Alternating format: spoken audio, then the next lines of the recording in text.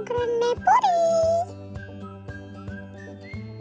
ಮೊದಲಿಗೆ ಕಡಲೆ ಬೀಜ, ಹುರಗಡ್ಲೆ, ಬೆಳ್ಳುಳ್ಳಿ, ಒಣಕೊಬ್ಬರಿ, ಒಣಮೆಣಸಿನ್ಕಾಯಿ ಒಂದು ಬಾಣಲಿ ತಗೊಂಡು ಅದಕ್ಕೆ ಸಾಸಿವೆ, ಹಿಂಗು, ಬೆಳ್ಳುಳ್ಳಿ ಹಾಕೊಂಡು ಕಂದು ಬಣ್ಣ ಬರೋವರೆಗೂ ಚೆನ್ನಾಗಿ ಹುರಿದುಕೊಳ್ಳಿ. ಬೆಳ್ಳುಳ್ಳಿ ವಾಸನೆ ಘಮ ಘಮ ಅಂತ ಇದೆ.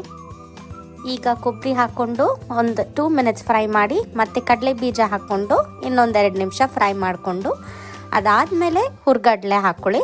ನಾನು ಹೇಳಿದ ಸೀಕ್ವೆನ್ಸಲ್ಲೇ ಹಾಕ್ಕೊಂಡು ಫ್ರೈ ಮಾಡ್ಕೊಳ್ಳಿ, ಯಾಕಂದರೆ ಕೆಲವು ಪದಾರ್ಥಗಳು ಬೇಗ ಫ್ರೈ ಆಗತ್ತೆ. ಈಗ ಕರಿಬೇವಿನ ಸೊಪ್ಪು, ಅರಿಶಿನ, ರುಚಿಗೆ ತಕ್ಕಷ್ಟು ಉಪ್ಪು ಹಾಕ್ಕೊಂಡು ಗರಿ ಗರಿ ಆಗೋವರೆಗೂ ಫ್ರೈ ಮಾಡ್ಕೊಳ್ಳಿ. ಎಲ್ಲಾದು ಗೋಲ್ಡನ್ ಬ್ರೌನ್ ಕಲರ್ ಕಾಣ್ತಾ ಇದೆ. Low flame frying only Chutki.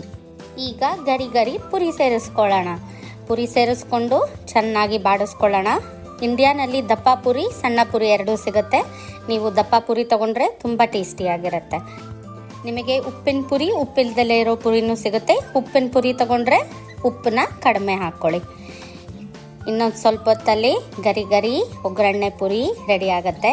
ನಮ್ಮನೇಲಿ ಕಾಫಿ ಟೀ ಕೊಟ್ಟರೆ ಸಾಕು ಒಗ್ಗರಣೆ ಪುರಿ ಇದೆಯಾ ಅಂತಲೇ ಕೇಳೋದು. ಪುರಿ ನೋಡಿದಾಗಲ್ಲ ಅಮ್ಮನೇ ನೆನಪಾಗ್ತಾರೆ. ಬೆಂಗಳೂರು ಕಬ್ಬನ್ ಪಾರ್ಕಲ್ಲೂ ಪುರಿ ಪುರಿ ಅಂತ ಬರ್ತಾರೆ. ಮತ್ತೆ ಸಿನಿಮಾ ಥಿಯೇಟರ್ ಅಲ್ಲಿ, ಮತ್ತೆ ಊರಿಗೆ ಹೋಗ್ಬೇಕಾದ್ರೆ KSRTC ಬಸ್ಸಲ್ಲೂ ಅಷ್ಟೇ. ನಮ್ಮ ಹಳೆ ನೆನಪಲ್ಲ ಸೂಪರ್. ಒಗ್ಗರಣೆ ಪುರಿ ready. Thank you and bye.